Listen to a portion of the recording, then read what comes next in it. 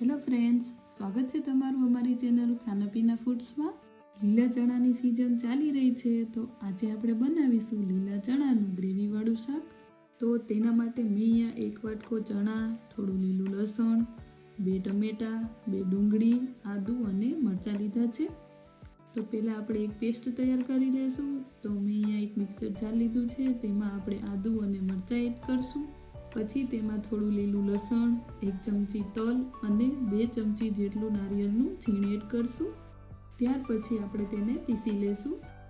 તો હવે આપણે શાક બનાવવાનું ચાલુ કરશું। તો મેં અહીંયા માટીનું વાસણ લીધું છે, તેમાં આપણે 4 થી 5 ચમચી જેટલું તેલ એડ કરશું।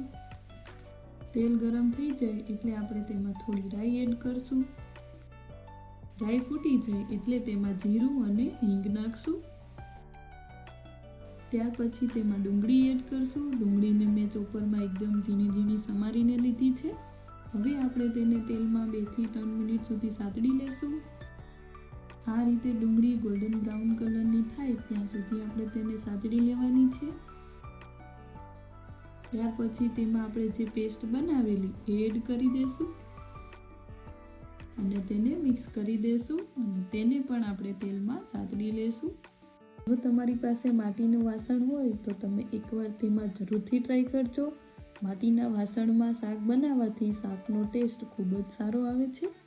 હવે આપણે તેમાં મસાલા કરી લઈએ। મસાલામાં હું અહીંયા 1 ચમચી જેટલું લાલ મરચું અને અડધી ચમચી જેટલી હળદર એડ કરું છું। મસાલા આપણે તેલમાં પકવી લેશું।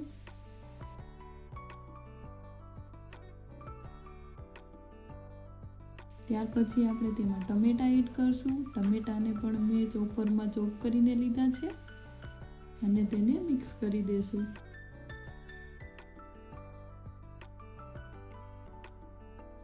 ત્યાર પછી તેમાં સ્વાદ પ્રમાણે મીઠું નાખશું એટલે ગ્રેવી થોડી જલ્દી ચડી જાય। આ રીતે સાઈડ ઉપરથી તેલ છૂટું થઈ જાય એટલે આપણે તેમાં લીલા ચણા એડ કરી દેશું અને તેને ગ્રેવી હારે મિક્સ કરી દેશું। ચણા અને ગ્રેવી એકદમ સરખી રીતે મિક્સ થઈ જાય એટલે આપણે તેમાં 1 થી 1.5 ગ્લાસ જેટલું પાણી એડ કરશું અને તેને આપણે ઢાંકીને 4 થી 5 મિનિટ સુધી ચડવા દેશું। ત્યાર પછી આપણે ચણાને આ રીતે ચેક કરી લેશું। ગ્રેવી અને ચણા પાકી ગયા છે, તો હવે આપણે 1 ચમચી જેટલું ધાણા જીરું એડ કરશું।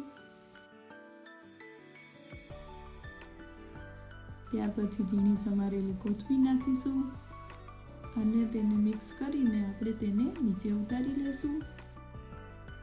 નીચે ઉતારીને ત્યાર પછી આપણે તેમાં 2 ચમચી જેટલો લીંબુનો રસ એડ કરશું।